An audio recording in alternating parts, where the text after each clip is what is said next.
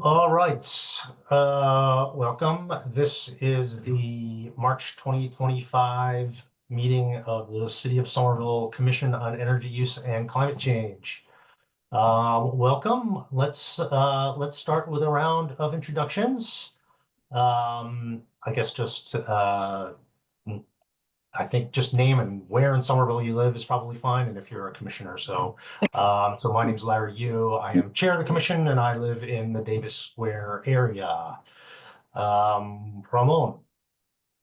Ramon Bueno, I live in the Brick Bottom District in Ward 2, and I've been on the commission for a number of years. I forget how many. Alexis, I'm just going to walk through instead of popcorning just for efficiency. Thanks, Larry. Hi, everyone. Alexis Washburn. I'm also a commissioner, and I live in Teal Square. And Courtney? Courtney Coslow, Commissioner, Ward 5. And Eliza? Eliza Johnston, Commissioner, and Ward 6. All right. Christine, would you like to introduce yourself? Sure. I'm Christine Blaze. I'm ex officio to the Commission and Director of Sustainability and Environment for Somerville. Fabulous. And we'd love to have our attendees introduce themselves if they would like to. No obligation. Sure. I'll start at the top with Connor. You can feel free to introduce yourself. Sure. My name's Connor, and I'm over in Union Square. Welcome. Okay. And Grace, you're next. Grace Hall, Ward 7, Teal Square. Yeah. Okay. And Jessica? Hi, this is Jessica. I live close to Union Square. Welcome. And Madison. Hi, Ball Square. Great. Thank you for being here. Thanks for doing that, Christina. Thank you, everyone, for attending. Let's see, the agenda is posted on the city's website, and I guess let's chat. Oh, before we dive in, Harry, would you like to introduce yourself? Hi, Ari Hursawa. I'm a commissioner. I live in Davis Square. Sorry to be 3 minutes late, but glad to be the first one introducing myself. No, we've already done it, actually. Oh my gosh, I'm so sorry. It's all good. We had an early quorum, so just decided to get rolling. Thank you for posting the agenda, Dean. I will, let's see. Just want to pick up on one thing here. So I would love to, well, set some first just set some priorities for the meeting. I'd like to focus on the discussion questions that we set up from the debrief, from the synthesis of the listening tour, which had a few things to talk about. So I'd love to spend the majority of our time, I think, talking through those things, and then coming through to a couple of the other updates from Christine and from Christine. Some of those may require some discussion. So Christine, I think as we get to them, you can let us know if there's a particular outcome you're looking for, or whether it's more just an update. Sure. That's great. First, so let's start with the debrief and discussion on the listening tour. So that document, I'm sorry, I sent it around on Sunday, and so it was posted to it should be posted by now to the city's website, but it's not linked on the agenda. So if we're able to pull that link up for folks who are attending, that would be great. Sorry about that. I meant to look that up in advance and didn't get to it. But so thank you all for spending time with me over the past month and a half, chatting, and you can see in the document that will be posted in a moment. But really a lot of convergence from those conversations. So just grateful to hear all of that. A lot of appreciation as well I do want to point out, thank you, Christine, as well for our debrief last week, which was also, upon reflection, another opportunity to get more input and bake that into the synthesis. So thank you, Christine, for all your reflections as well.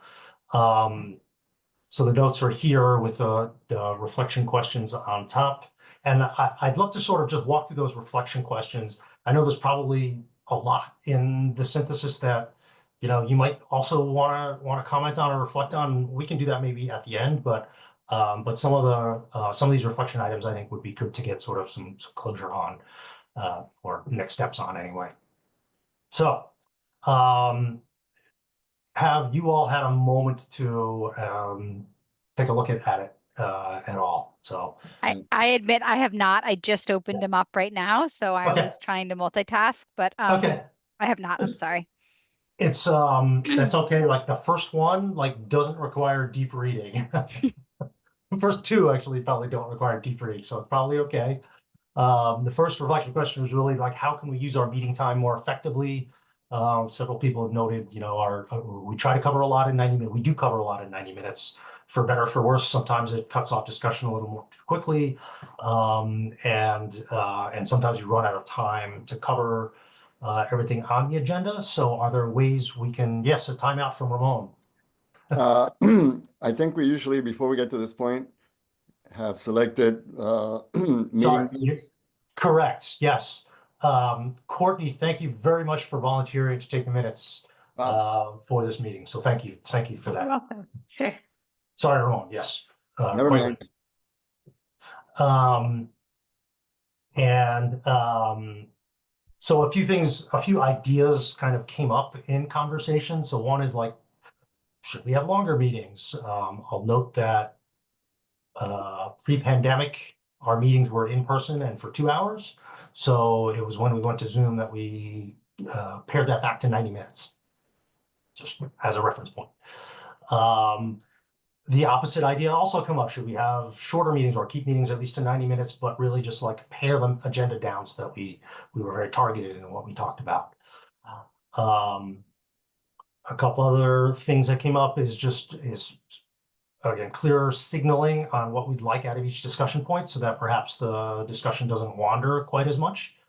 Not that, I mean, you guys are always on point. I don't need to suggest otherwise.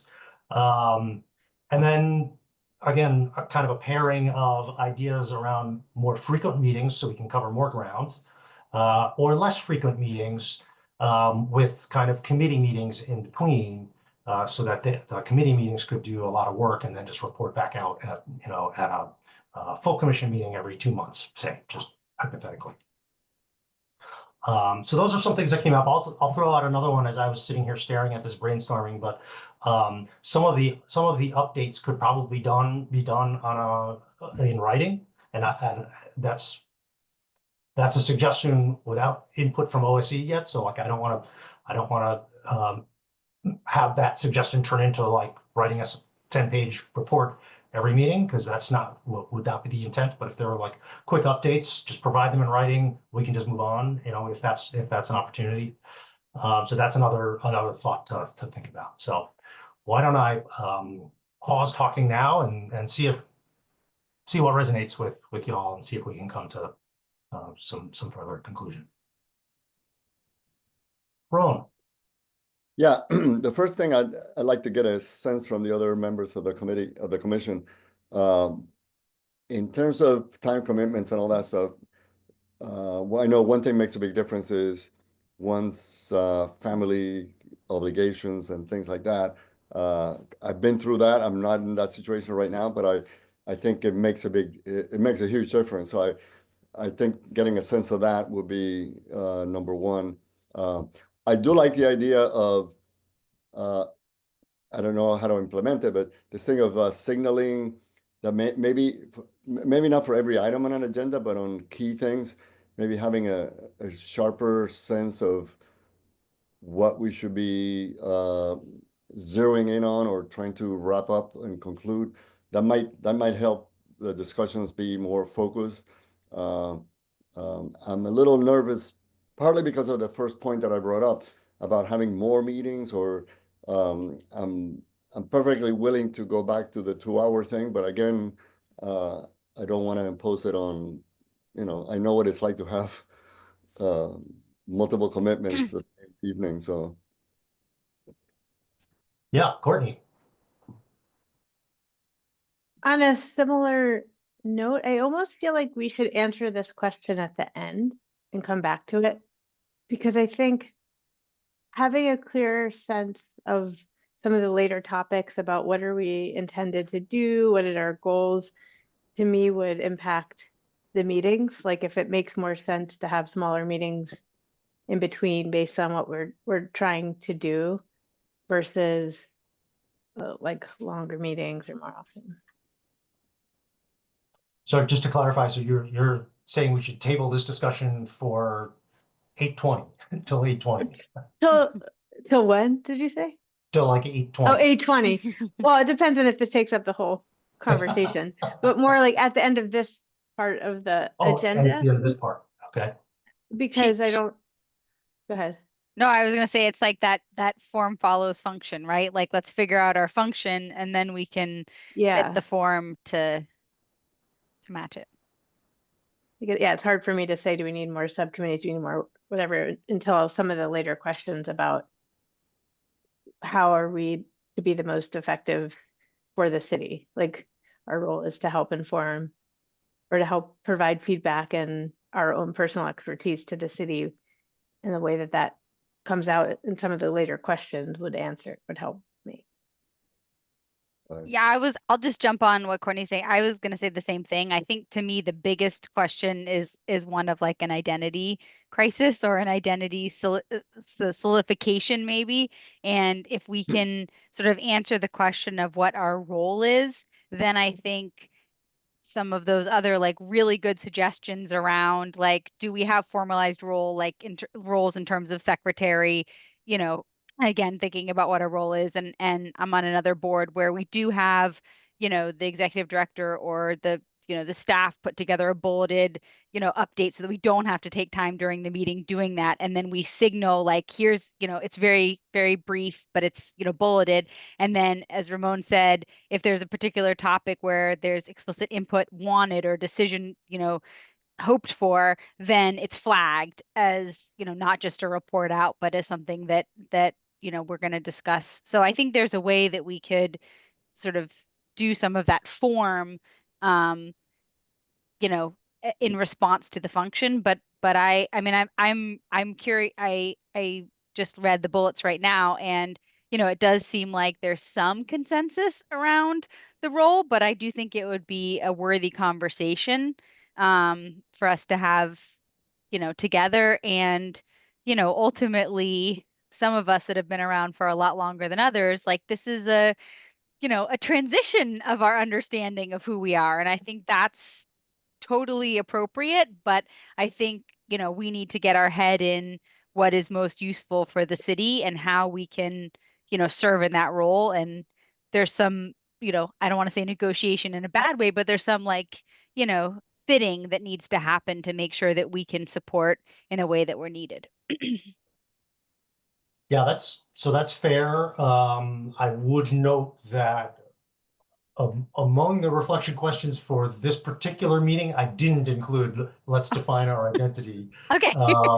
Because I didn't think we could do it today in person without specific facilitation. And I recognize that we have in theory, we're meeting in person in a month, where we might have a different opportunity to be able to address that in a facilitated way. So I think doing it in person is going to be much more effective. So okay. I'm very supportive of that. Okay, so knowing that we are not necessarily going to address the full identity question today, do you still believe we should defer this for another 30 minutes? Well, maybe we can at least agree on the idea of meeting in person and the length of time, because that does seem like an immediate decision point to get us to the next meeting. And then maybe based on that conversation, we can, okay, table other parts of it. fair enough. Does everyone have thoughts on that? Any other? Because what we could do is essentially table this discussion about meeting structure until after we do sort of brainstorm in person next month. Okay, I see some thumbs up. Ramon, yeah, go ahead. Yeah, well, so I'm wondering, should we say, even if it's only for that meeting in person, that we should aim for a 2-hour meeting in case we need the time to sort of iron out all these things? That's number one. And number two is, one thing that I would find helpful is to get some feedback from OSC, from in terms of, there's been a lot of change. I mean, OSC has changed a lot for the better, in my opinion, over the last many years. To get some feedback on what, if there's a change needed in the role of and goal of the commission in terms of OSC and the city and the mayor, city council, or whatever. I think it would be good to get a sense of whether there's something there that we need to discuss, or whether it's like, no, we just continue as is. But it would be nice to get that feedback. It doesn't have to be tonight. It could be at that meeting, but I think that would be helpful, at least to me. I'll just say I I'm agree. supportive of a 2-hour meeting. I think in person we want the time to have space to have a conversation. And I think, again, the reason that it went to 90 minutes is only because being online for 2 hours is mind numbing. But at least for me and my family requirements, stopping at 8:30 or 9 is, it's the same. Starting earlier would be harder. So, I mean, I could do 6:30, but 6 would be a challenge for me.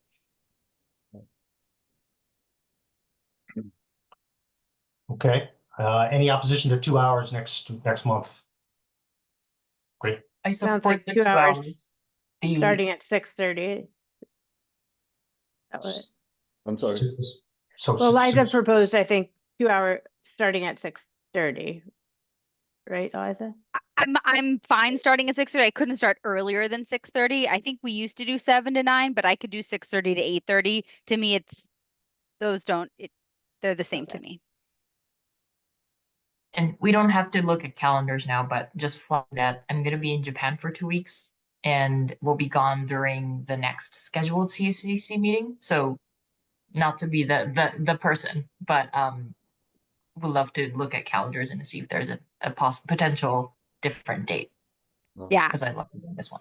I think we should make sure all commissioners can meet. And I guess the only piece that might be useful is to check whether, I think we had talked about, we know the city has a late day on Thursdays anyways. And Thursdays typically aren't great for me, but I could do it once every 6 months. So maybe we could do a doodle poll or something like that. Or Christine, you could weigh in and let us know if from the city's perspective, Thursdays would be preferable. And then we could consider that. I would just say the week of April break would not be great for me. Didn't you say you couldn't do Thursdays? I typically can't do Thursdays because my wife teaches that night, but once every 6 months, my kids can fend for themselves on Thursday. Okay. So if it particularly if we're only meeting in person again once every 6 months, I could make that work. If it makes it easier for the city staff. Got it. Alexis, I saw you came off mute. I was just curious, Eric, when you're going to be away. Oh. Who are you referring to, Ramon? Eric, when she said she was going to be away out of the country. Happy to throw out dates. I also want to make sure, Alexis, you get to. Yeah. Mine is April 5 to 19 or something like that. I'll double check. Back to you. I was just gonna say 2 hours in person sounds fine. And starting at 6:30, just want to confirm like what day we're choosing to switch it from our second Tuesday to a different day. And then also the location. Right. Location is likely City Hall Annex. I will put heads together with Christine and Emily and team, and we'll put together a doodle poll. Just to throw out some dates, I can't do any Thursday in April, but if we do Tuesday, April 1st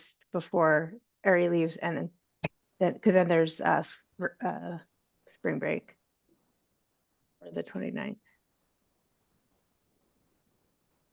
Yeah, maybe we should do a doodle poll. Yeah, Yeah, we can let's- take this offline. Yeah, Yeah. let's take this offline. Thank you. And then, so we're doing all of that, or we're tabling this first discussion questions. Second discussion question is the perennial, meeting minutes. Everyone's favorite topic. Yeah, we've taken AI off the table. It's still a consistent pain point. And I'll just flag, rotating sounds like an equitable solution, but it perhaps is not landing as such for everyone. And so so perhaps that's not the ideal way to go. You know, in the same way that some people take the facilitation better than others, and I know there are actually more skilled facilitators in this room than I am, but nonetheless, the same probably applies to minutes taking. Some people probably take to it a little better than others, and maybe we should just take advantage of like the two, not take advantage of, but maybe we should honor that maybe 2 or 3 people are more comfortable doing it, and then the same with facilitation. Maybe we can rotate some facilitation to like 2 or 3 people there, and then swap back and forth. So personally, I'm comfortable taking minutes. I sometimes enjoy it, but I can't facilitate and take minutes at the same time. That would be too difficult. So so happy to be in kind of both pools if that was. Larry, are we allowed to do like a Google Doc sign up sheet or something where for each meeting we have a facilitation and a note taker slot, and then that, you know, sort of encourages some element of rotation, but it also, as you said, sort of allows people to sign up over and over for facilitation as opposed to signing up for note taking or whatnot? Just because I think for me, if I can plan ahead for it, then I'm mentally prepared, as opposed to sometimes when I've had, you know, a crazy day and it doesn't feel like the right time to do it, as opposed to having it be an ad hoc situation. Yeah, I think there are ways that we can enable volunteerism in advance. I'm not sure that we can just have a Google Doc, an open Google Doc that people Yeah. can scribble in, but we can certainly find a way to. I mean, we could just send an email out 2 weeks early and say like, who's up for facilitating or something like that, and who's up for note taking. Maybe that's a way to rotate. So yeah, Alexis. What about when the agenda goes out to commissioners that we just ask for a volunteer for note taking at least, and if we are going to rotate facilitation too, like confirming it then, because that'll be at least a couple of days in advance. That would be 2 days in advance. Is that enough advance notice? Yeah, I think, I mean, that's a good idea. I like it. Okay, and it could be, sometimes a draft agenda goes out a week in advance, you know, asking for input, which I think is a good idea, and we should all take advantage of that opportunity to help shape the agenda, but also maybe that would give us a little extra time to make sure that somebody volunteers, because it could turn into like a game of chicken if it's, you know, 2 days before. Yeah. I mean, Okay. and I'm also amenable if people are totally fine with the ad hoc volunteer day of. I think that's also fine. For me, it's like if I know I'm alone with the kids or I have, you know, transitions happening elsewhere in the house, it's harder for me to commit to the note taking. But maybe I'm the only one. Well, if I can make a suggestion, I know we've been talking a lot about pre-pandemic stuff, but I know pre-pandemic, we also used to do it by name. So it would just rotate by name. And I feel like something like that might be a little bit less admin and less onerous for folks because it's hard to get volunteers for notes. So just kind of acknowledging that, like if this is a pain point and then we turn it to, you know, we're taking volunteers, I just don't know what kind of buy-in we'll get. So, you know, maybe we just kind of do it by name. But I don't know if that worked for folks before, but let me know. It did. Then we run into the same sort of tension. where some people really take to note taking more than others. I would say, like, if we knew in advance the 2 or 3 people who, you know, would raise their hand and be the note takers, and then 2 or 3 people who might be the facilitators, then it would sort of like narrow it down and put more. I think it would just underscore the volunteer need, right? Because you knew you were one of those 2 or 3 people, or the other 2 or 3 people. I think it would actually go a little quicker. Would this be less of an issue? And Alexis, I think you mentioned this last time, but if we're doubling in size, this becomes a once in a year commitment. So we can give everybody a year of heads up in advance, and we can spend some time preparing mentally. This might be, and then I think that might go far in terms of both the volunteerism part, and I have a sense that if we have a year and it's a once in a year thing, going by name might not be too difficult. Like, you kind of have a sense of when you're up next, and it feels like less. Yeah, I do. I see you're raising your hand, Ramona. One quick second. I do. I also want to recognize when we go to like a larger commission and we end up drafting bylaws and such, like, we will probably have, you know, leadership positions and such. And so the structure of note taking may change then anyway, because we would probably have a clerk or a secretary, and which isn't to say that that individual has to take minutes all the time, but they would at least have to direct the process of getting the minutes taken. So it would be kind of a shift towards having more of that leadership kind of structure. Ramon, go ahead.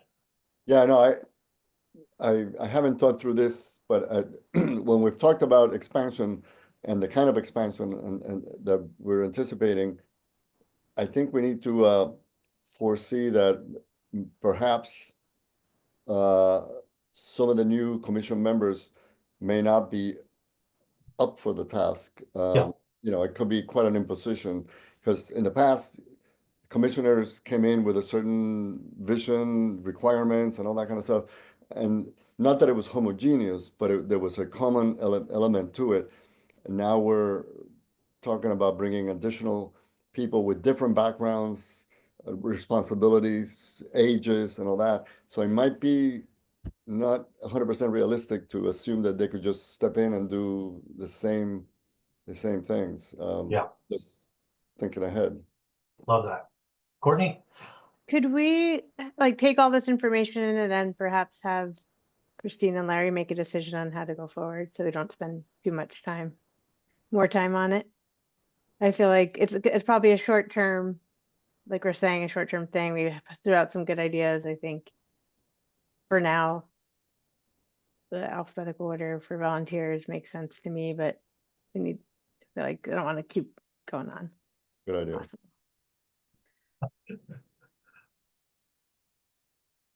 Any thoughts on that suggestion? I second it. I see thumbs up in favor of that. I don't think we need a formal motion unless Christine thinks otherwise. So Christine and I will, by edict and royal command, figure out what to do. Thank you. That's a heavy responsibility.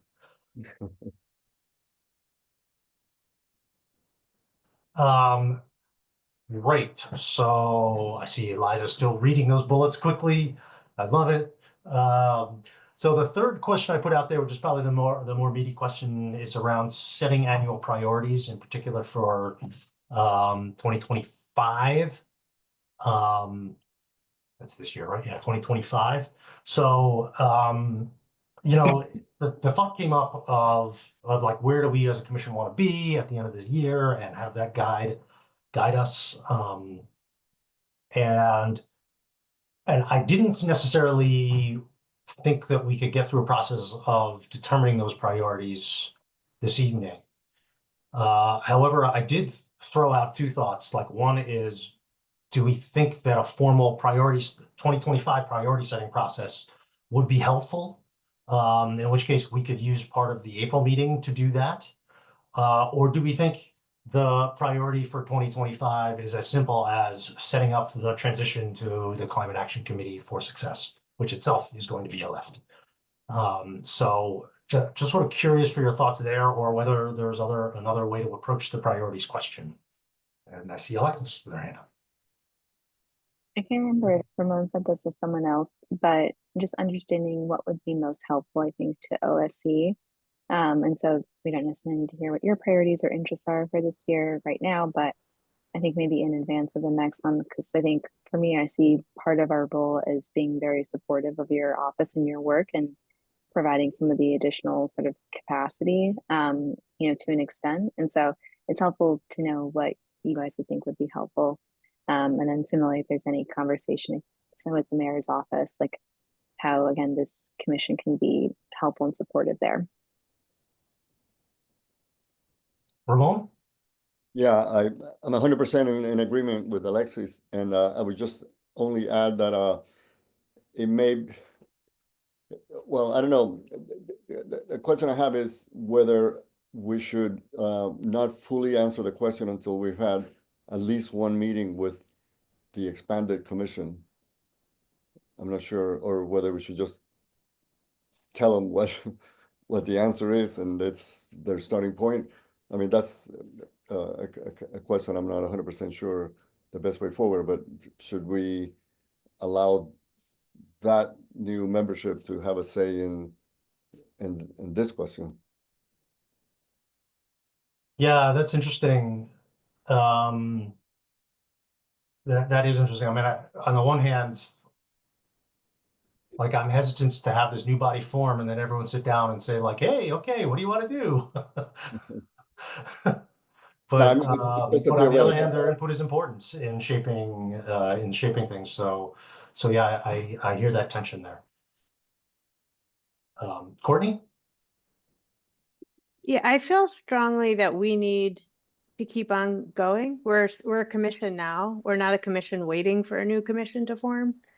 And I want to figure out what we collectively feel like we should focus on. I agree that understanding what would be the most useful for OSC and the city is important to hear. And I like the suggestion, if we could, to hear that in advance of the meeting, so we could take that in and kind of run with that and then put in our own perspectives and come out. I think this is a great topic for an in-person meeting, but I would be really, I feel like interest in doing this would lag among the group if we're just waiting, and who knows exactly how long that process could take. It could end up dragging on if, you know, other things come in the city council. But Thank then you, being Eliza. open, to the new the new group adding to that in the future. I like following Courtney because I can just sort of say, yes, that's great. No, I mean, I do agree with Ramon that there is some element of sort of co-creating, but I think I would find it very disorienting to come to a new committee who doesn't know what our priorities are. So I think we need to do some of that groundwork, both, as Courtney said, because we already are an acting committee, and I think it's going to feel more productive for us if we don't just talk about our structure, but we also think about the priorities, policy, or, you know, technically. But I also think as we onboard and we you know, publicize the commission, or, you know, what the committee, we need to have an identity to be able to share, to get folks excited about it. So I don't think we want to wait. And Alexis? Yeah, I think I agree with what others have said, that we should move forward with that. And I will say, as a newer commissioner, it was certainly helpful to have that sort of guidance and direction, particularly with the Climate Forward update. And so we had a very specific project that we were working on, because I think when you're newer, you're listening and you're learning a lot and trying to understand the dynamics and what has happened, what hasn't happened, what we want to revisit, and things like that. So I think having more of that structure early on is going to be helpful for newer commissioners, and there's still an opportunity for them to, you know, influence what those priorities are too, because it's not like they're necessarily set in stone and unchangeable.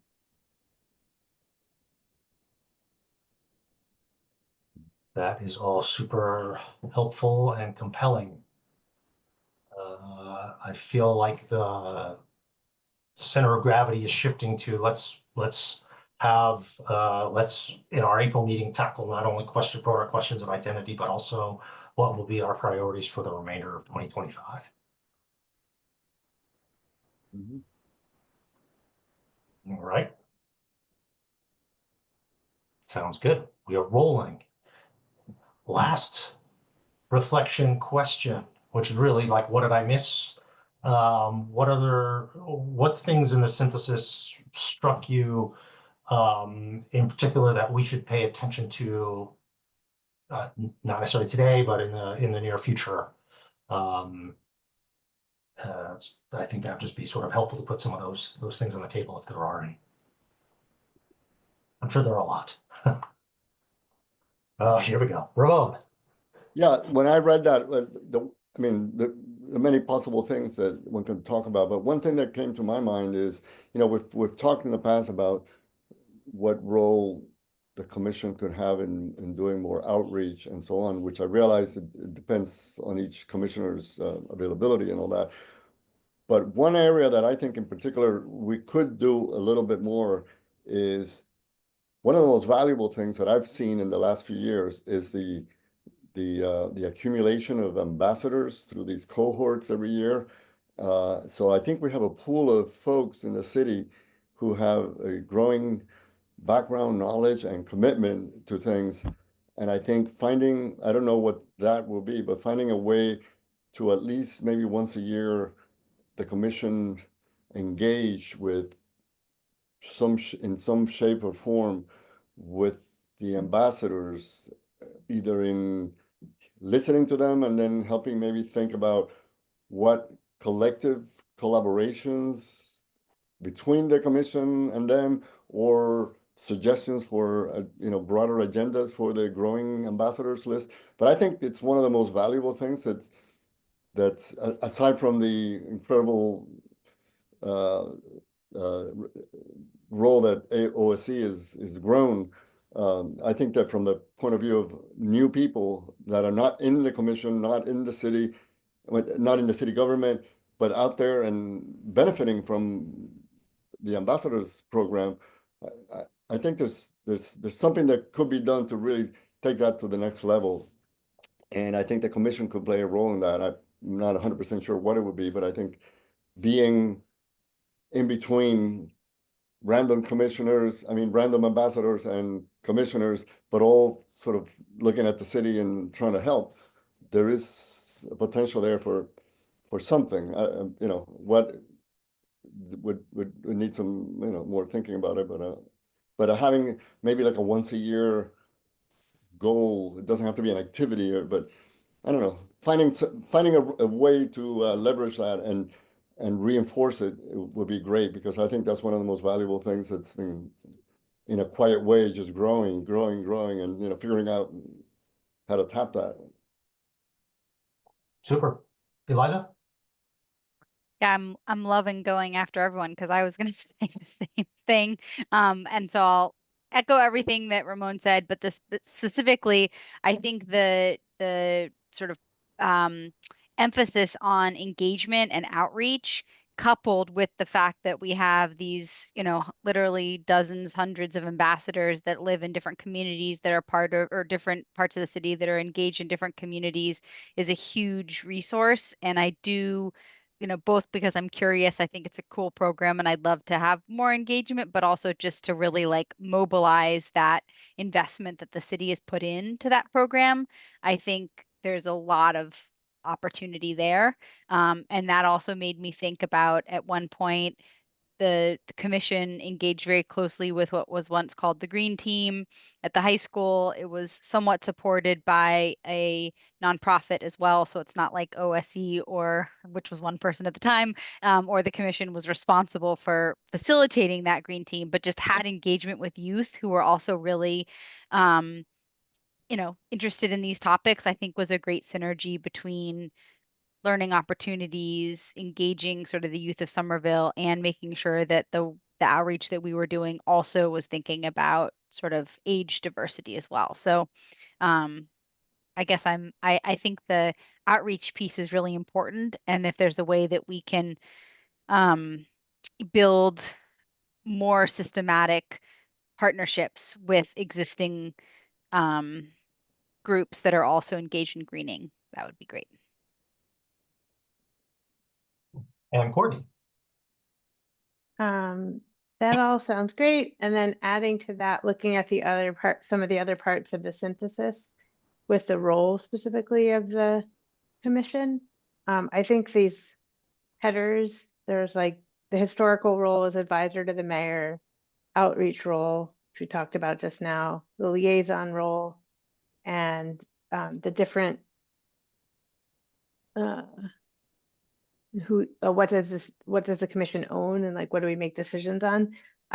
That to me is such a critical piece, and maybe something we already said we were going to talk about, but I think it is a little bit unclear now, and it makes it hard to know how to help effectively, and then to use our time in the most efficient way, and the different experiences, expertise this group has.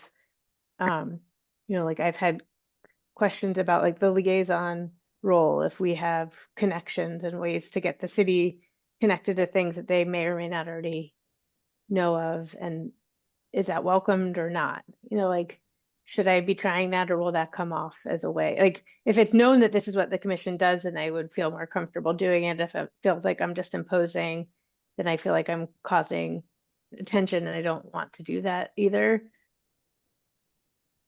So. Yeah. Very helpful. Okay, I will, I just want to take these on board. I think we will try to address that sort of what do we own, and particularly those different roles in April. The ambassadors and youth engagement, I'm excited about. Maybe Ramon and Eliza, I can reach out and we can just chat about that. 1, 2, 3. Yeah, we can maybe chat about that offline. I think we can invite Emily to join us. Emily runs the ambassadors program. Is that right? Yeah, I think it's her and Naomi for the most part. Naomi Gross. Yes, yeah. So I think that they would be happy to talk more about it. Naomi was just saying today that she really loves how the curriculums come together this year, and it feels like a good year. Amazing. Eric. Thank you. Larry, I'm curious, it said, you've talked to members in Cambridge, and I'm curious, I mean, obviously we'll do it way better, but I'm curious if you've heard things that we should be taking into consideration, whether it's things that we should be doing as a commission, like just lessons learned. So I'm curious about that. And then I guess just to echo what others have said, like, I think I've been guilty of this, but I go back and forth between really wanting to help out and really using my, like, outreach is what I do professionally. And sometimes I feel a tension where I really want to like weigh in, but I don't have a lot of like actual time in between meetings, which is why I didn't raise my hand when I think the note went out about volunteers to host the meetings in a box, for example. So like I'm being hypocritical about like wanting to contribute and saying I want to contribute, but also like once the Zoom ends, like I turn to other things. So I'm personally at a point where I'd love to understand like how can I be most useful with my time and my expertise, and Christine, like not to be another thing, for this commission to not be another thing that you have to now manage. Like and I won't name names, but as a consultant, I work with commissions in other local governments, and that is the exact thing that's happening. So, and I think that is the last thing we want this commission to be. So I think just echoing what Alexis, I think you said earlier, like, what is the most helpful thing that we as a group can do for you? And I think we kind of go from there. And then I think I need to be really realistic about the expectations and time, and would love to be able to deliver on the things that I say I'm interested in. and we also want to be realistic about the time and what is most helpful. So just that was a bundle of things, but just wanted to underscore, and then back to you, Larry, on what is Cambridge doing better, if anything. I don't know if Cambridge so first of all, I need to follow up to get more specifics from Cambridge, but I think the one thing I would say is I think that they went through a similar journey, but they're probably a year or two ahead of us. They also have some very specific things that they are tasked with as a committee. One, like an annual report on progress, which frankly is part of our ordinance right now, and that we haven't officially been doing for a little while. I assume, Eliza, there was some period of time when the commission was more diligent about that. I don't think we've ever done that. Mm. I can say from my 15 years on the commission, we've never done an annual report. Okay. There was a Okay. little discussion, but no action. What we did have at least once, I don't know if more, is like a meeting with the mayor. I remember at least once. I mean, there might have been 2 years in which it Yeah, wasn't so every year, but it happened, and that was interesting.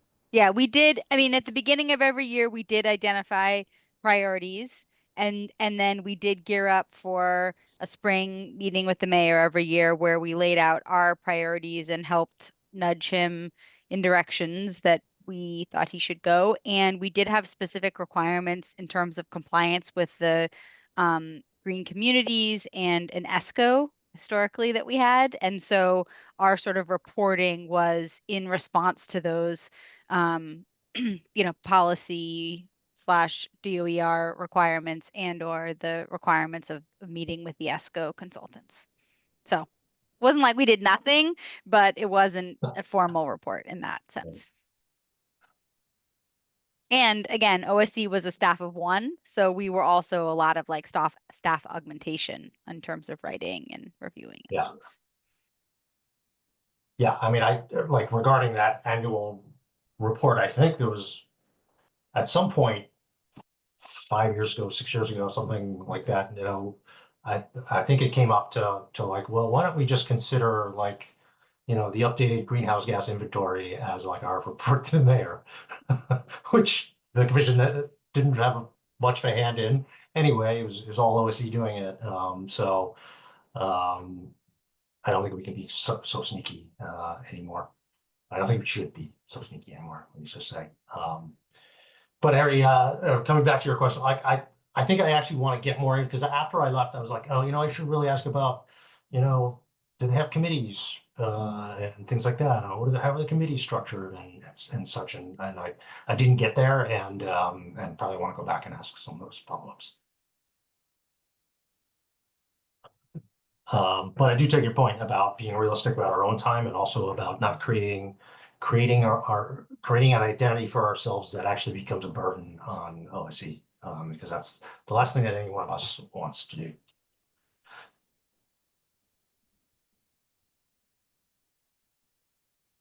Okay, 7:50. That's sounds pretty much on time. I didn't write down times, but I had roughly 7:45 to 8 in my head, so this is good. So I should also, sorry, let me pause and make sure that if anyone from the public has any attendees actually have some input, hearing us talk a little bit inside baseball about our own operations here. We are all ears. Please do raise your hand, and we will call on you. But in the meantime, as you're thinking about your questions, we'll go into some of the more meatier aspects here, more specific climate related aspects of our agenda here. So if that's okay. Policy discussion comes next. And here I'm going to turn back to Christine a little bit for some updates. First up on the Mass Save 3-year plan. Yeah, so we have a new Mass Save 3-year plan, and it's filled with lots of great things, including lots of incentives for air source heat pumps, and importantly, it does not include my beloved carbon capture and sequestration storage pilot program. So I'm very excited about that. Sorry, did you say it does or does not? It doesn't. It I doesn't, was just okay. being sarcastic. Sorry, because Okay. I was so against it the past meeting. Yeah, so I think, you know, it came out at a time when obviously everybody got hit with those crazy rates in January, and they're looking to make some cuts, you know, based on, I think, some of the press that's been going around about, you know, what the source of those extra costs were, things like that. So we cut the program pretty substantially. I think it's like 500 million. So, you know, that you know, I'm sure that, you know, there are definitely some things that we're losing there, but there is still some core, I think, key things to celebrate in it. And, you know, those are more incentives for schools, more incentives for commercial properties, and they're piloting, I think, a new school decarbonization program too. So we're keen to learn more about that. And I can also link to where that you can find the full docket. It is like quite extensive. So if I can find something a little briefer, I'll send that. But a couple hundred pages. But definitely, I think we're excited about progress for environmental justice communities, and then a real focus on a smaller subsect of those two. Particularly focused on mitigation barriers, or barrier mitigation, and electrification. So still huge investments, even though there's that, you know, the headline is that big price cut. It's the first year that there's no gas incentives. So I think it's, you know, overall positive. And I do just want to call out that Ben and Lindsay have joined us too. So welcome to you both. Thank you for joining. Yeah, and I know that some other folks on the call too might have other thoughts on the new 3-year plan. So I don't want to take up too much air. Yeah, Alexis, you've probably read all 200 pages. Still working through it. And it's also still up in the air what the cuts will actually be, but they're all going to be focused on the residential sector. So TBD on that. But I did want to note that the Healey-Driscoll administration did release recently their energy affordability agenda.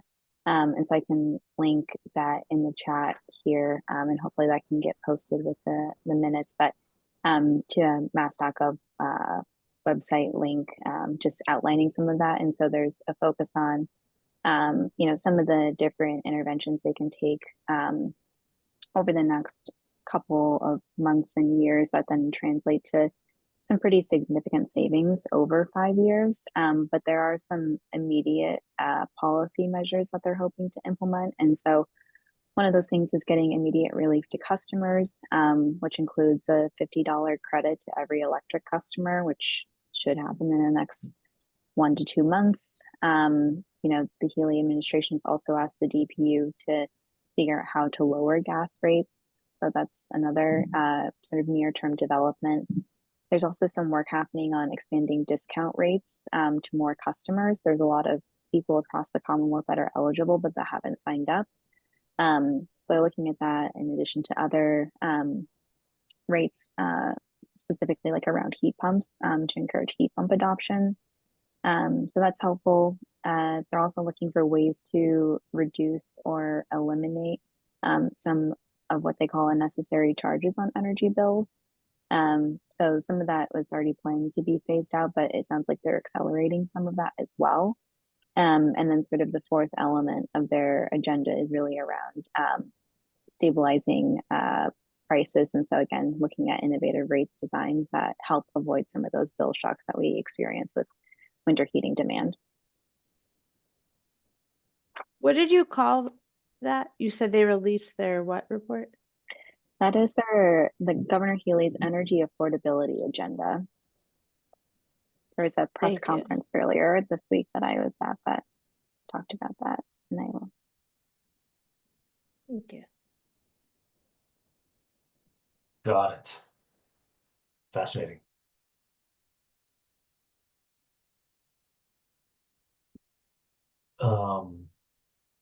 I'll link oh yeah, you did it. Thank you.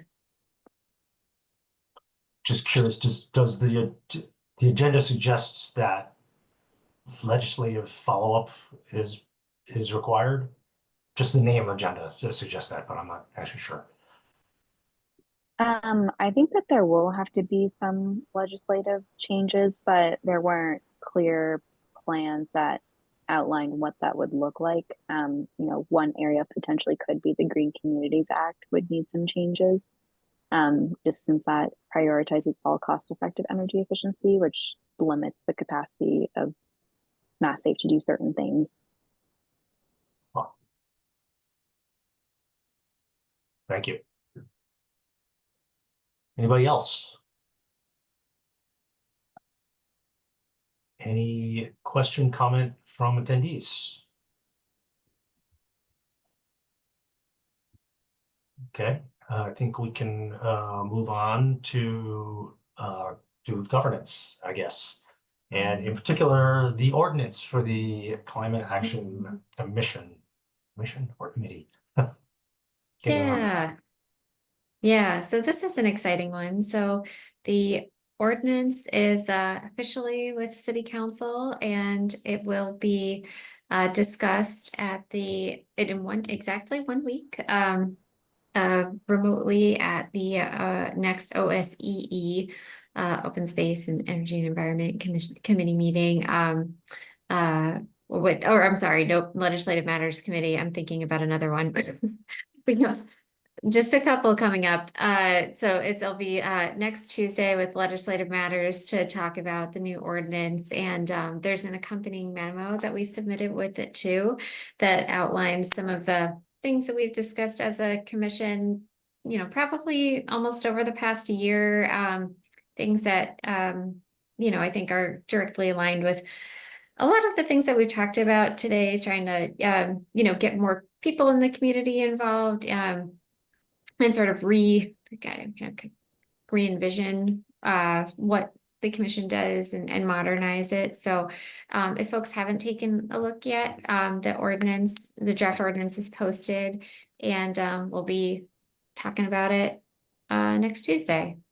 No requirements to come or anything like that. If you would like to come or you plan to come, feel free to let me know. And then that way, you know, if you do want to speak or say anything, I can make sure that folks know ahead of time.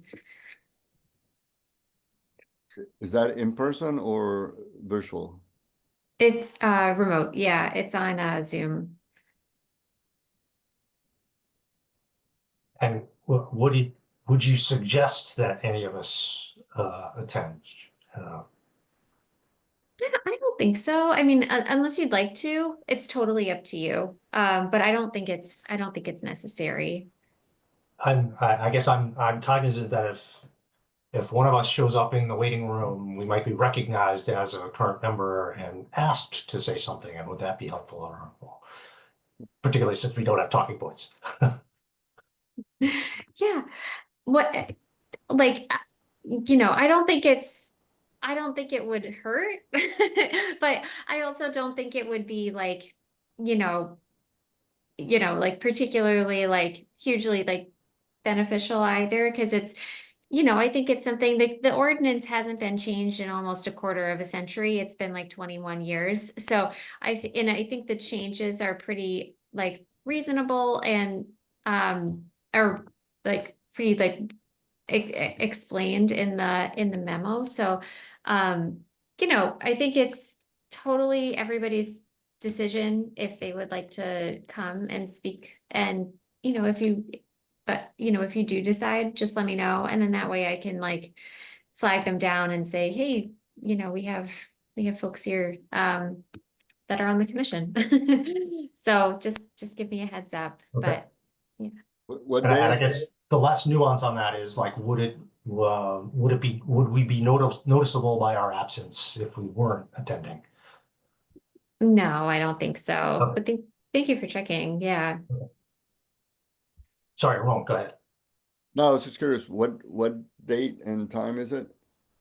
It's 1 week from tonight, next Tuesday at 6 p.m. on Zoom. And it's the Legislative Matters Committee meeting. I'm just checking now. Their agenda isn't posted yet.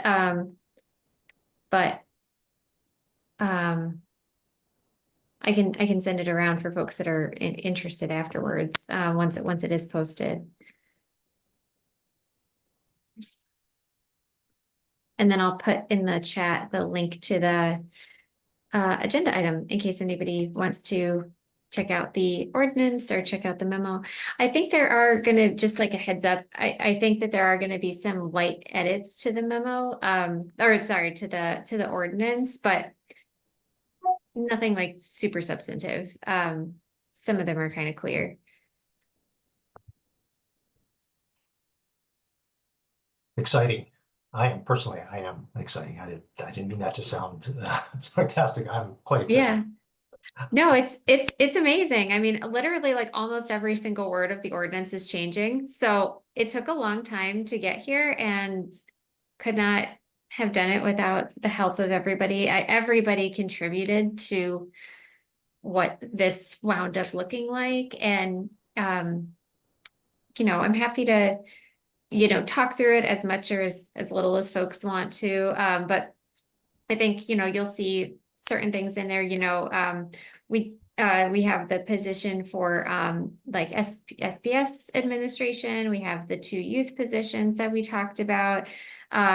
We have sort of like a minimum amount of commissioners so that we can maintain a certain kind of a level of membership so that it can't dip down to like 1 out of a, you know, 13-person commission.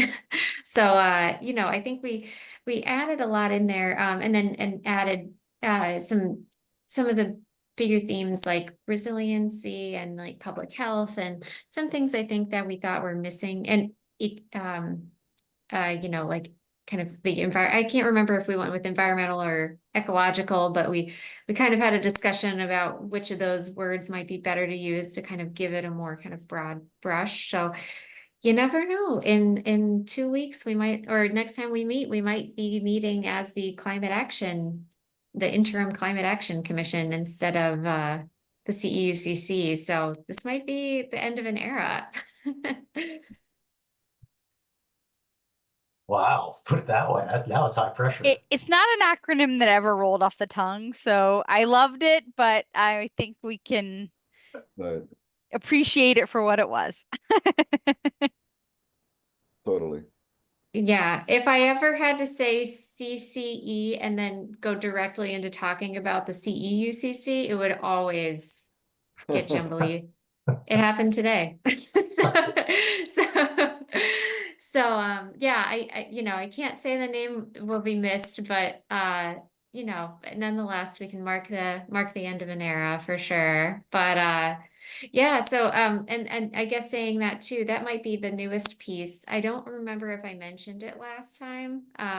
So if I did, feel free to stop me, but we realized that by redoing the entire ordinance, we were essentially eliminating the CEUCC and like starting a new commission. So we were like, okay, wait, we need to add something that directs like what should happen to the CEUCC during this time. So what we landed on is establishing sort of like that the CEUCC can continue as sort of like an interim body. And then once we get quorum, then we can, you know, meet as the Climate Action Commission. And you know, I think the way that we're doing it too is that you won't have to get, and well, you know, the way that it's written out right now is that folks would not have to get reappointed to be on kind of this, in this interim spot. You can all keep we can like keep the spots that we have now. And then just, you could, you know, apply to be on the, CAC, I think is how we worded it in the ordinance now. Of course, like it's all kind of subject to change because we need to discuss with the council and decide if that's the language that we're gonna go with, but that might be the newest section that we haven't really talked about as a commission. It was something new that came up right before we submitted. I was like, wait a second, there's something missing here. So if there's any like questions about that, I'm happy to answer that. But yeah.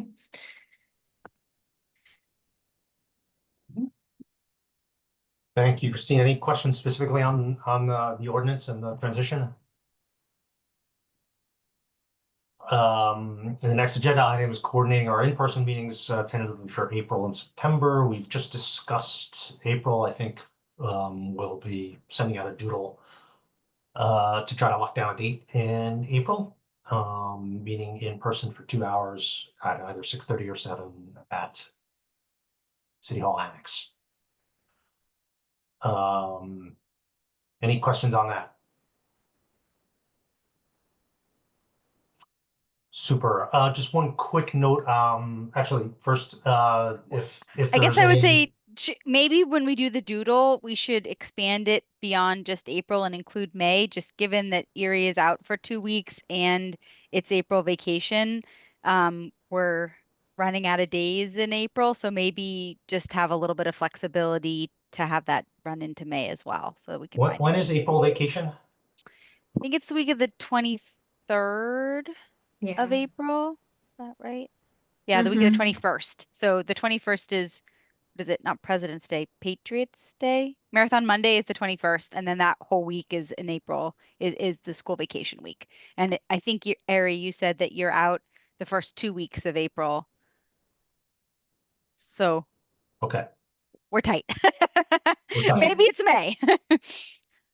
we're tight. Well, Okay. Yeah. well, that brings up, if that's the case, do we need to discuss possibly shifting the May meeting as well, or are we talking about that replacing the May's meeting? Let's take one meeting at a time. If you wouldn't mind. No. Alexis? I guess this was a question that I had over email earlier, but if the temporary provisions allowing remote meetings aren't extended, we will have to be in person in May or April regardless, right? Because that expires at the end of this month. Yes. Good point. Oh, nothing like a deadline. Yeah, well, it's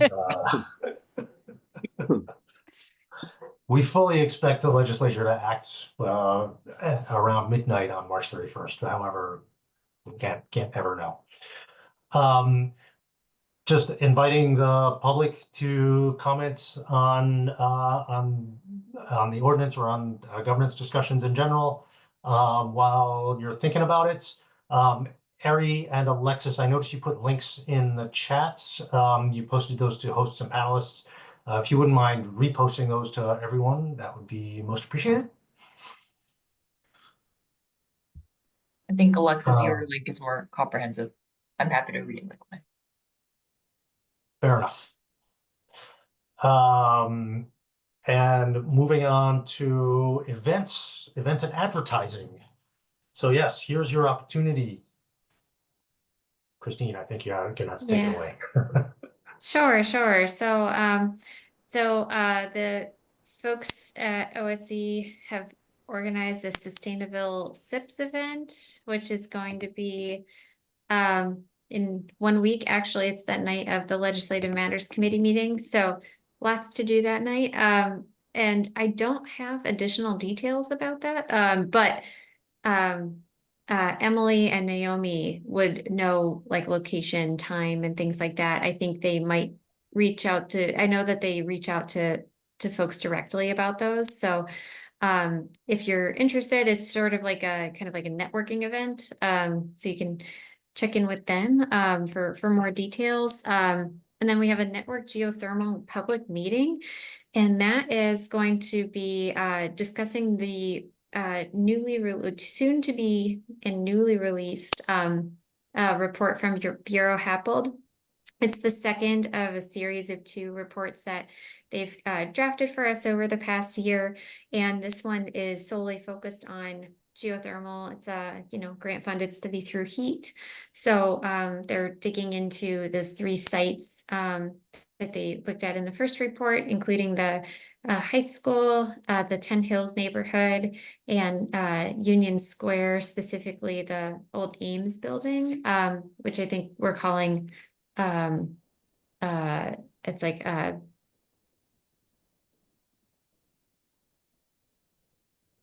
Oops.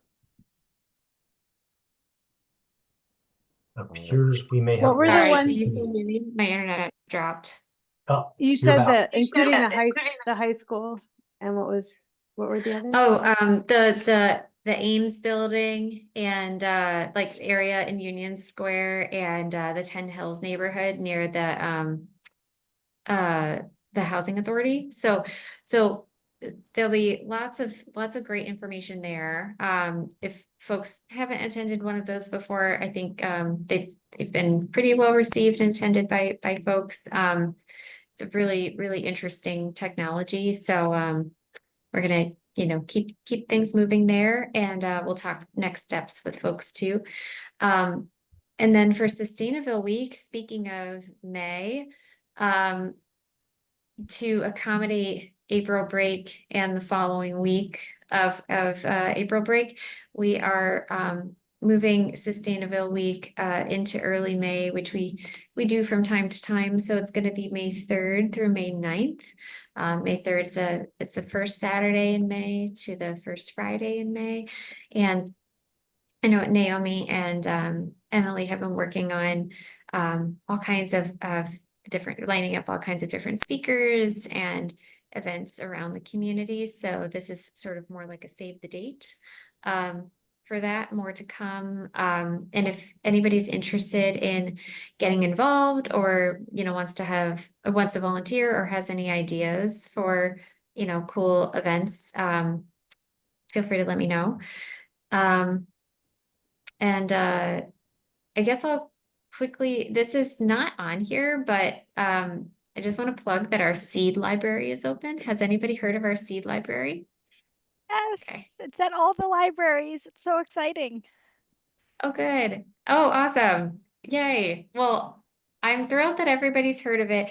It is like a runaway success. I think that Elise Delarge has gotten way more than she bargained for and has organized like seed parties and has brought members of the community together to help her package all of the seeds up. She's gotten thousands of packets, so definitely check it out.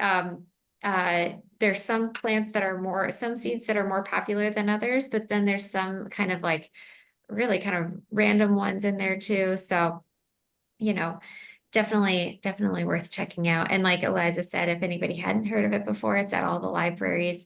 You can check out a packet of seeds. Of course, there's lots of disclaimers, like we can't totally verify that we know what these are or the viability of them. So, all of those disclaimers, but it is pretty cool. It's been really popular. So, and then, make sure you're planting safely too, because we don't know about all the soil in Somerville. So just double check that, you're growing safely too, whether that's in containers or however you need to do that. But yeah, that's not on here, not quite like an event, but nonetheless, cool thing that's going on now.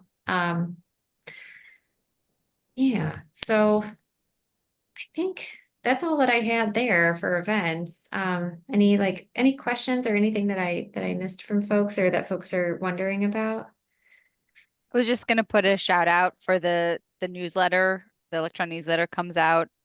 It's great. I've gotten a lot of people who know I'm tangentially related to OSE and they're like, it's so amazing. So I just want to make sure that compliment comes back. I think it's very well formatted, easy to navigate. There's actually a big thing about the seed library in the most recent one. So anyways, it's really, really a nice community asset. So thank you. Oh, that's wonderful. I'll tell Naomi. That's really nice of you to say. Thank you. And there was something on Sustainable Sips in there, so I put the details in there. Sustainable Sips, Winter Hill Brewing, March 18th, 5:30 to 7:30 p.m.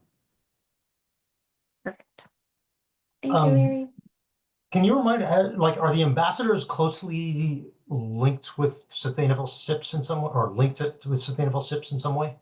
Or is it just completely separate? Yeah, I think that's the main group that they advertise it to. Right. So I think if folks are interested in learning about the ambassadors program, that could be a good way to network with folks. Right. So Ramon, there's your opportunity to start the conversation, I should say. We'll take a look. Awesome. In the interest of signaling priorities, I think the ask for everyone is to spread the word on all of this stuff. Sure. All of this stuff, meeting Sustainable Sips next week, Network Geothermal, excuse me, public meeting, Sustainability Week, the whole week. You can see the schedule linked on the agenda, as well as just the seed library. Awesome. Great. Any public comments? Anybody? We'll leave the invitation open. Any other questions, comments? It's exciting stuff. Lots going on in the spring. Well, I won't be fooled by calling it spring yet. Staffing updates. Do we have staffing updates? Yeah, not a ton, just because I think I've mentioned we sort of put the commission position on hold for now while we are going through the ordinance, because it doesn't make too much sense to bring somebody on when we're, going to be expanding the commission. So hopefully, that's the intent there. And then for the city, we're, conducting interviews for the environmental policy manager and the energy manager positions. So we'll definitely keep everybody posted on as that moves forward. And I think that's where those things stand. Good. All right. Any questions on staffing?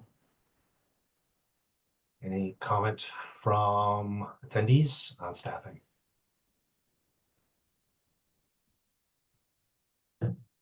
Okay, I think we can move on to buildings. Yeah, do we have an update on the school decarb, which is our standing agenda item? Yeah, I think that we have we had a project. It was the Argenziano finishing up the LED lighting project. That's a federally funded program through the Energy Efficiency Community Development Block Grant, and they that one has been delayed so that we weren't using the building or doing the project over school break, so that was delayed a little bit. So that is forthcoming, but is going to be done this spring, which is exciting. And then this isn't, well, it's somewhat related because it's related to the network geothermal piece. Is that an area? I think I missed an email from you, so I'm sorry, but we were investigating. I think we talked last time about a grant opportunity, and I think it wound up not working out. It was through the Coalition for Green Capital, and it just wasn't the right opportunity at the right time for us. So unfortunately, we weren't able to move forward with the application. But that's okay. We're still looking. We're still in touch with the Massachusetts Community Climate Bank, who's really interested in, and kind of said from the beginning, hey, even if this grant doesn't work out, we want to support the work that y'all are doing with network geothermal. So we're going to continue working with them, continue working with HEAT, try to figure out how to implement recommendations from these great reports that we have now. So and I guess it's related to school decarbonization because it does, the three priority sites that we identified does include the high school there too. So we're still trying to move full steam ahead on that vision and try to get something move forward on the next steps on implementing or developing what a design for those systems would look like. And then I can't, I don't think that I had any additional information from the January 2025 memo that was linked previously in past agendas, but I'm happy to raise any additional questions that have come up with IAM's infrastructure asset management staff and see if there's any clarifications. I think that there was maybe an outstanding question on the HVAC systems or the like MERV 13 filters in the schools. I think that we still have to close the loop on. But if there are any other questions that have come up, please feel free to let me know. Courtney? Not surprising. I have a couple of things to say on this topic. So at a recent meeting, I don't know if it was a school committee, Rich Raish from Infrastructure and Asset Manager reported back that they are not going to be able to decarbonize the schools before they have to do some deferred maintenance on mechanical systems with the issue that they have of being the buildings could only be renovated during the summer times, and there's a concern about the timing. Excuse me one second.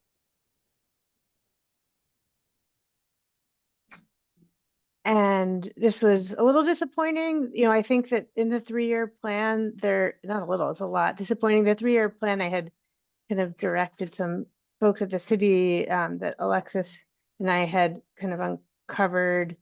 There is free technical assistance to school districts to do decarbonization over time. So it's like, how do you plan for this knowing that you could only do it, well, whether it's that you could only do it over certain times, or are there approaches that could be used while, you know, school is in session to be able to non-invasively make some of these changes. And I do actually, when we get to the part about the minutes, would like for the previous minutes to be updated to note kind of the comments, a couple of comments that they had made, which I'll put in here, but I'd like it to be in the previous one too, that the capital plan I confirmed with others on the city councilors, the capital plan does not include schools. There's no plan for schools. And the January 2025 memo under the decarbonization part just kind of gives updates and isn't reflective of schools. So I'm still feeling like we're lagging behind on this topic. It's such a huge part of our climate forward plan is buildings and municipal buildings, being the leaders at the city to show others what to do. And I really feel like this is a huge missed opportunity that is now going to possibly put us out 20 more years until we need a new mechanical system at all the schools which are most of them that were built in the late 1990s and beginning of 2000s. Yeah. Well, I'm sorry that, you know, it's a really tricky business trying to update the schools because most of our schools are used year round, and it is really tricky to do these upgrades at a time when the schools aren't being used, and that means that it's really difficult to do these bigger upgrades. You know, I think we're, you know, hiring for an energy manager and hoping that it'll, and I think our staff right now that's sort of filling in the gaps in the interim is doing an incredible job at working with capital projects and talking with them, you know, all the time about all of these projects and seeing how to get involved. Of course, there's still lots of work to do, and that's what we're hoping to do with the task forces, is to try to streamline some things and you know, help make some meaningful progress on this. Let me Just to note Yeah. again that even though the 3-year plan just got approved and all, starting a year ago, a little less than a year ago, they launched the ability to help people plan to decarbonize municipalities to plan to decarbonize over time. So like to address that concern, how do you plan ahead? And I know with, staffing changes, it might be a capacity issue and how much time people have to focus on this, but it feels like a missed opportunity that, that we have the contacts of the people at Mass State who are actually doing this work for free with towns, that we should, we're talking about applying for grants. You don't really even have to apply for this. It's not money. They will do it for you, with you, in conjunction with, and we're, so it just, happy to Yeah. make those contacts again. That it's in, emails.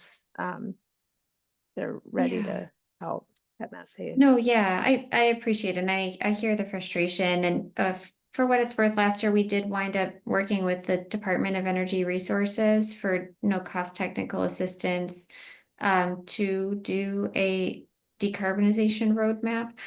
I think, with these kind of the roadmaps, they're sort of like, and I can't speak to the Mass Save one, but they don't quite take into account those intricacies of, how much we use the building and the capital expenditures and what it costs just to maintain current systems rather than, let alone upgrade them. So, I can't speak to what Director Raish had said in the meeting, but I know that this is a top priority for him, and wherever he can, he will. And I know that Mayor Ballantyne's committed that all new schools will be built net zero.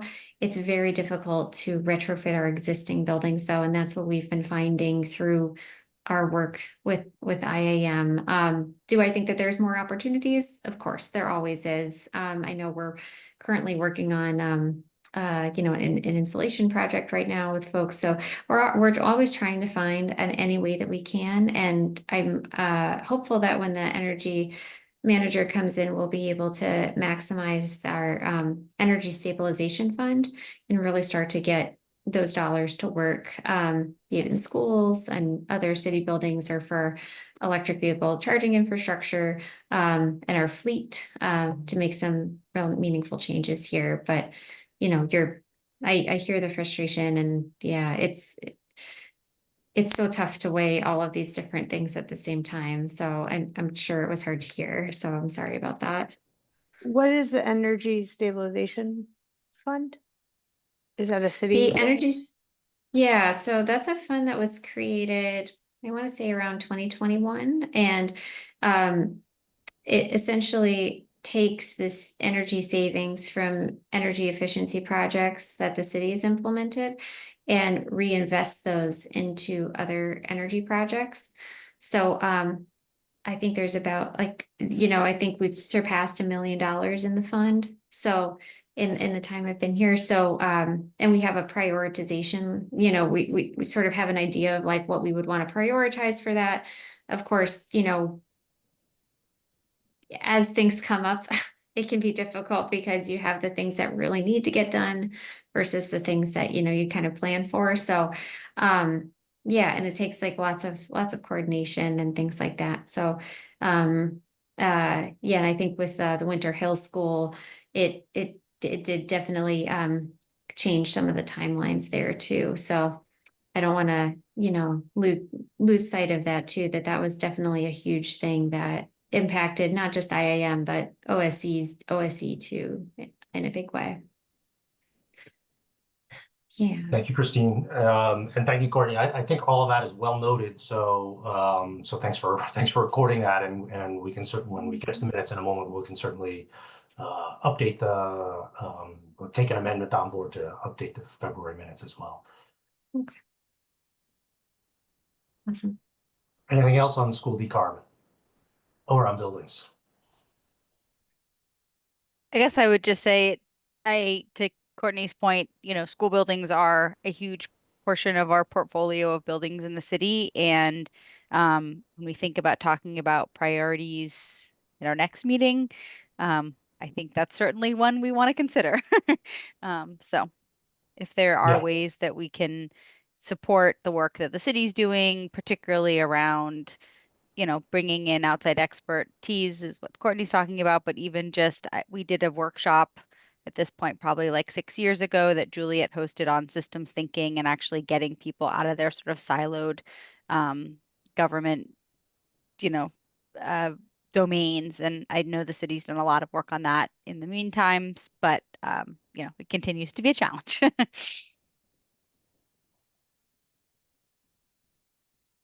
Yeah. Anyone else? Any attendees? All right. I will, looking at the agenda, let's actually jump to the approval of the February meeting minutes. Do I hear any amendments to the February meeting minutes? Courtney? I would like to amend the minutes as it relates to the buildings discussion, to note additional conversation related to concerns of having I don't know, so do I need to say all of the things, or should I write it and should I dictate it, or should I? Well, considering you're the minutes taker, Yeah. dictating or copying would be fine. If you I just don't have copy it and written. paste, I will go ahead and read it out for you. I don't have the words yet. I'm done with everything else except this part. Oh, it's so essentially to reference some commissioners' concerns. I don't know how to put it, of or a preference for more city plans around school buildings improvement, with acknowledgement that the capital improvement plan does not include schools. There's no real plan for the schools. I think I lost. Would you like to take a moment to perhaps draft something, because we'll need the language to be able to approve it. Something. Yeah.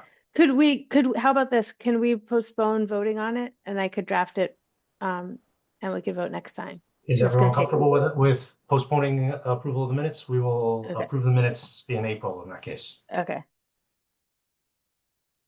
Thank you, because that was the most inarticulate I've been in a long time. So thank you. I started typing what you wrote, and then It started good, and Yeah. now my brain just. Well, I was gonna say it's 8:33, so our brains are Yeah. off. Any new business before this commission? Ramon? Not so much new business, but I wanted to just ask Christine to keep us posted. It doesn't have to be tonight, on how in the past agendas, whatever, we had links to a whole list of grants in progress or being applied to, local, state, federal, whatever. And it'd be good to be kept abreast on any from the federal level in particular that might be impacted by all the crazy stuff going on right now. But we don't need to discuss it right now, but I think it'd be good to maybe by next meeting or something to have a sense of how that's going. Yeah, on that point, Christine, is that grants spreadsheet just regularly kept up as a matter of as a course of your own business, or is that something that you created just for us in the past couple of months? It's excerpts from a spreadsheet that we maintain, but it is accessible in the somervillema.gov/CEUCC website. I think it's from even like November or October or November 2024. It's in that meeting like kind of materials block. So that's all there too, for what it's worth. But I can definitely update folks on, there's not many, we don't get a lot of federal money. So I can update with as much information as I can. But next time for sure. Okay. Thanks. Alexis? I was going to say if there are any federal grants related to the commission's role and our work, the city has received and is impacted by these various decisions recently. If there's something that we can do to indicate our support about how this is important for us, and also impacting our community to the respective legislative representatives for Somerville, then I think that would be a good idea. Great idea. Yeah. Let us know if we can be helpful in that regard, Justine. Sure. Yeah, no word at this point, but I will definitely keep everybody posted. That's a really good idea. There we go. Okay. Thank you for that link. Mhm. Any other new business or other thoughts, hopes, dreams? All right. Well, thank you, everyone. We'll try to get a doodle set up for our April meeting, for our next meeting, as soon as reasonable. And thank you for coming. Thank you all. Good to see you. Take care. Thanks. Cheers. Bye.